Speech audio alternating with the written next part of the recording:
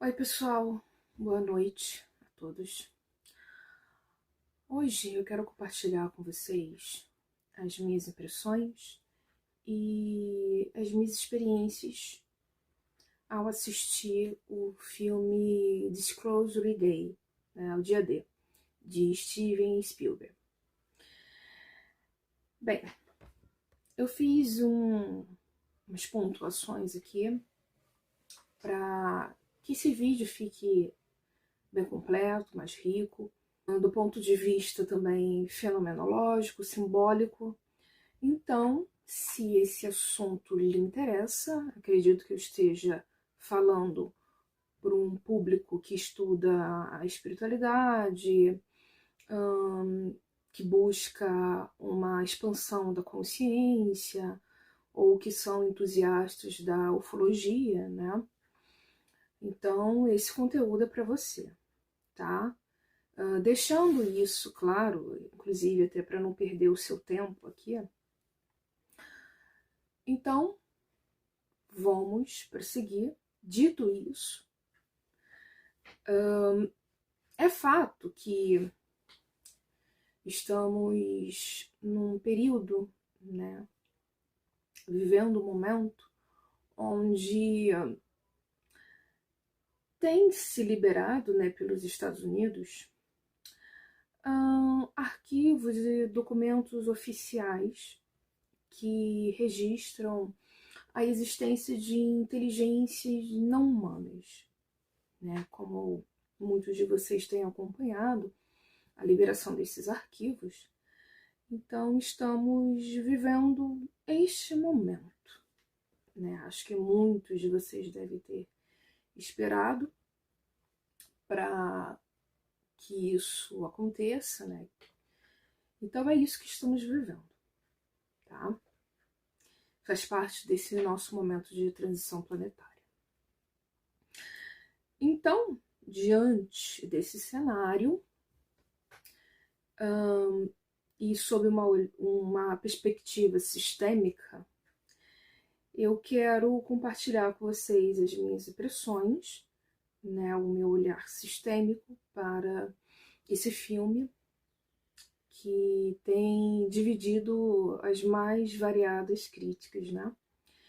E quero deixar claro, pessoal, que eu não costumo gravar esse tipo de conteúdo, eu não sou crítica de cinema e nada do tipo, eu estou aqui apenas compartilhando um ponto de vista fenomenológico e arquetípico, um campo que eu me identifico, que eu pesquiso, que eu estudo, tá? Então, eu quero deixar claro,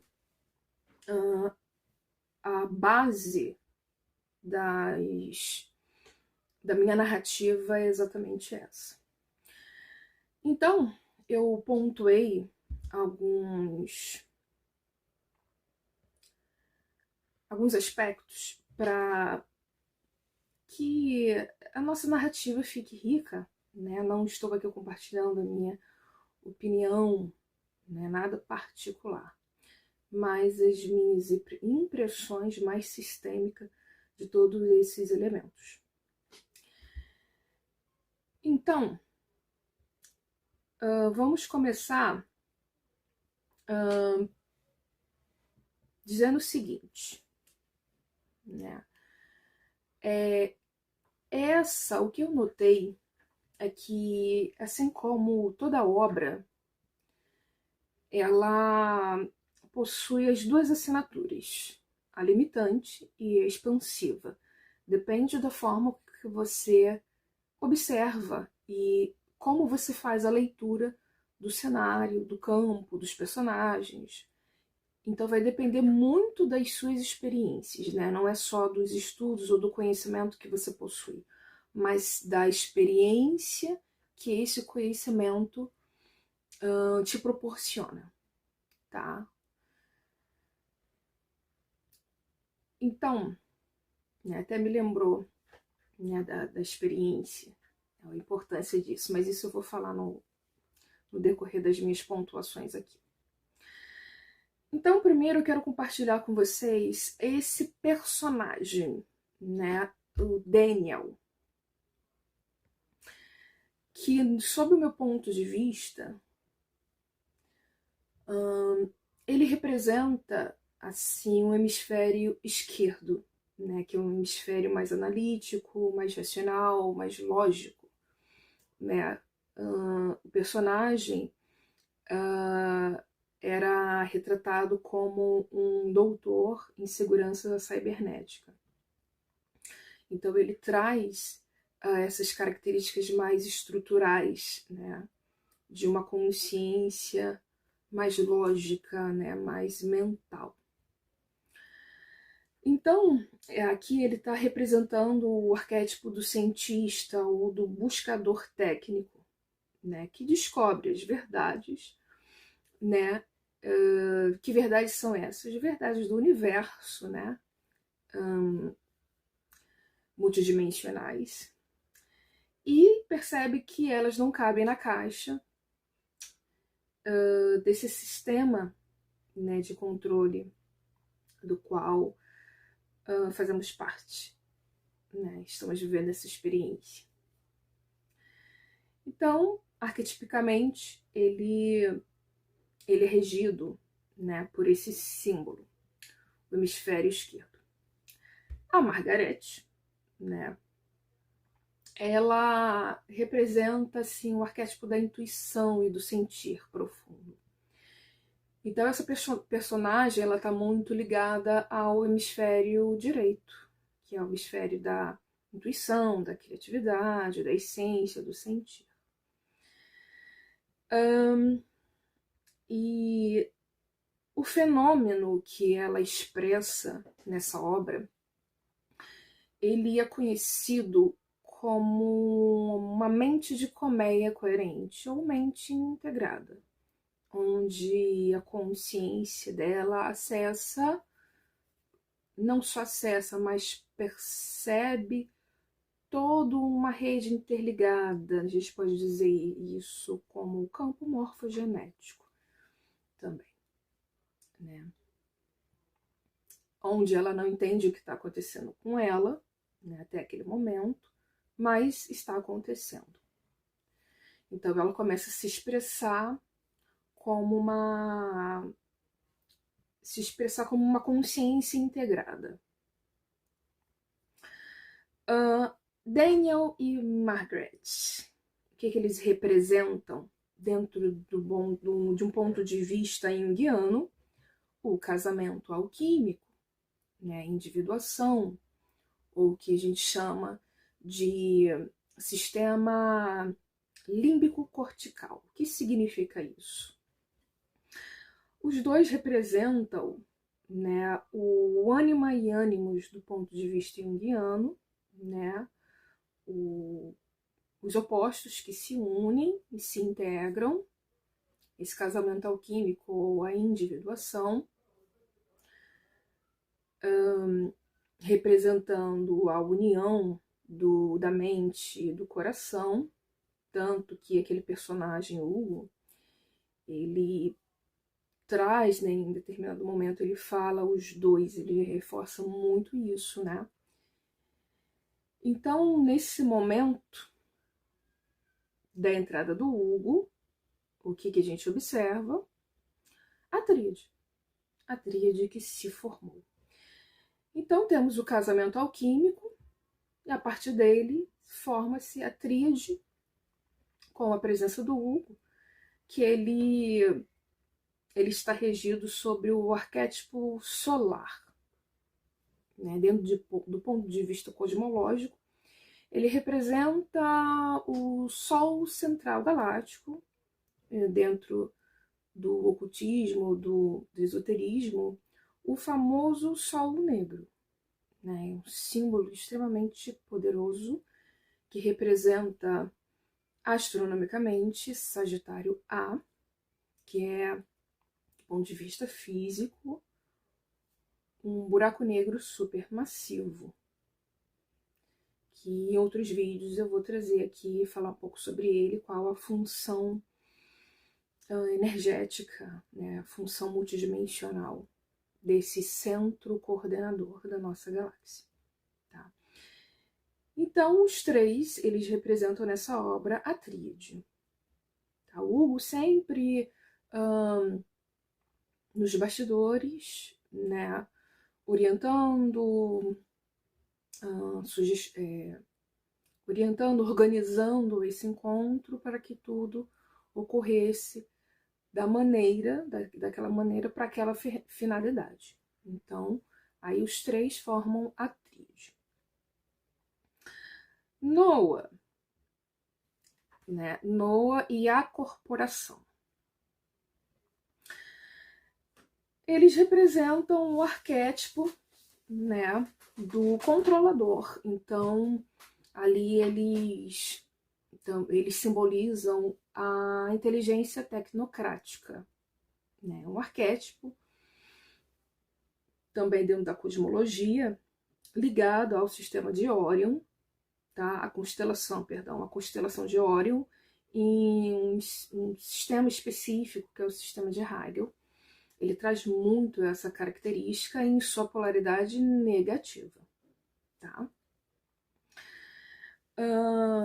Então, Noah, se vocês fizerem aqui um paralelo, vocês podem observar como ele usa a tecnologia e como essa manifestação ela está muito ligada à magia negra, né? Então, do ponto de vista ocultista, vocês sabem como é usado, né? Existem técnicas de controle mental, onde uma consciência encarnada ou não, ela acessa o sistema nervoso do outro a fim de controlá-lo.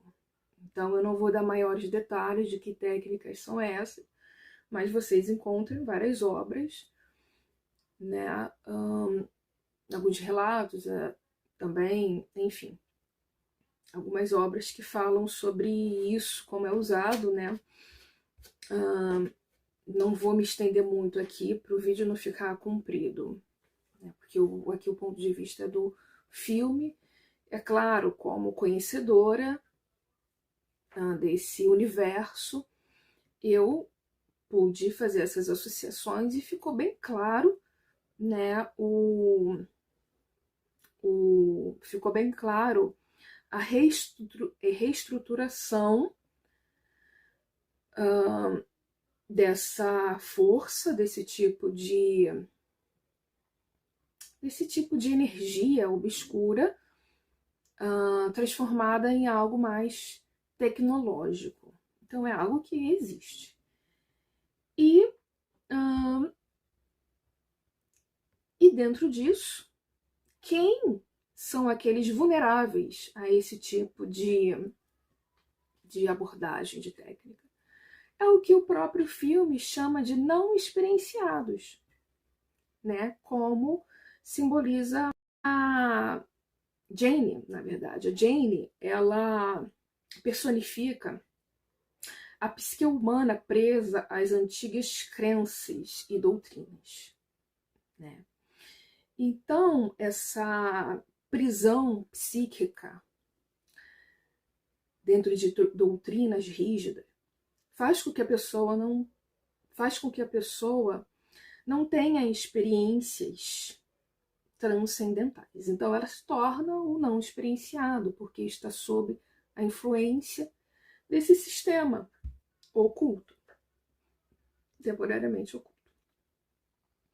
Então, essa característica nos faz perceber o que é isso na prática e como até aqui vocês podem perceber o quão real, né, foi elaborada essa obra, né, de ficção científica, basicamente quase nada, né, diante de todo o cenário que estamos vivendo, confirmações, registros, e no nosso próprio dia a dia, né, como seres humanos, como seres espirituais. E pelo menos, assim, conhecendo o básico das obras, né? Tendo até experiências não tão elaboradas assim, mais sutis, a gente não precisa ir muito longe para realmente constatar a realidade das coisas, né? De como elas ocorrem. Então, esse termo não experienciado me chamou muita atenção, porque ele reforça e nos mostra a importância de mergulharmos sempre em nosso interior, a importância de sairmos do intelecto, né? Já temos uma boa bagagem anímica, sabe? Um recurso anímico rico. Agora a gente precisa viver, experimentar esse recurso. E quando fazemos esse movimento, nós constatamos a realidade multidimensional, né? Que Daniel e Margaret, eles representam ali o despertar da consciência.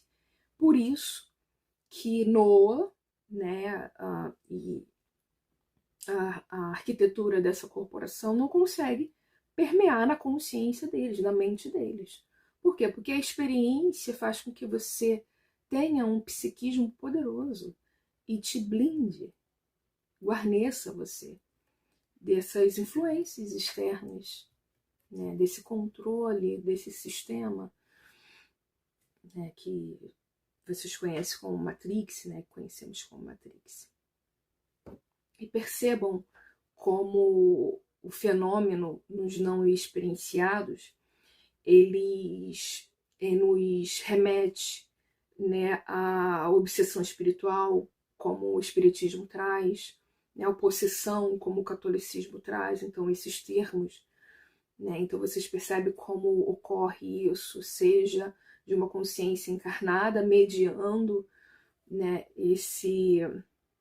essa invasão, ou de uma consciência não encarnada, tá? Isso é real, isso acontece. E diante dessas forças de contenção, né, existe uma grande lição que esse vídeo, esse filme, na verdade, ele traz, né, com todos esses elementos. Dessa urgência, pessoal, de priorizarmos as experiências de autodescoberta. Não adianta acumular conhecimento pelo conhecimento, ele não te guarnece. Ele não vai amplificar o seu campo áurico, ele não vai fortalecer a sua assinatura vibracional. Você só transforma aquilo que você vivencia, que você experimenta. Esse é o movimento dos experienciados, daqueles que acessam a multidimensionalidade. Por quê? Só se acessa vivendo, só se acessa experimentando. Transformando o recurso que antes era puramente intelectual em algo vivido. Então a grande lição é essa, uma frase que eu coloquei aqui para finalizar esse conteúdo. Ninguém engana aqueles que sabem exatamente quem são.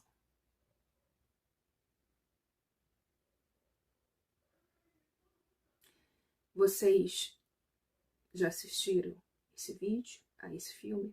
Ou pretendem assistir? Então deixe aqui nos comentários as suas impressões ou as expectativas com relação a ele.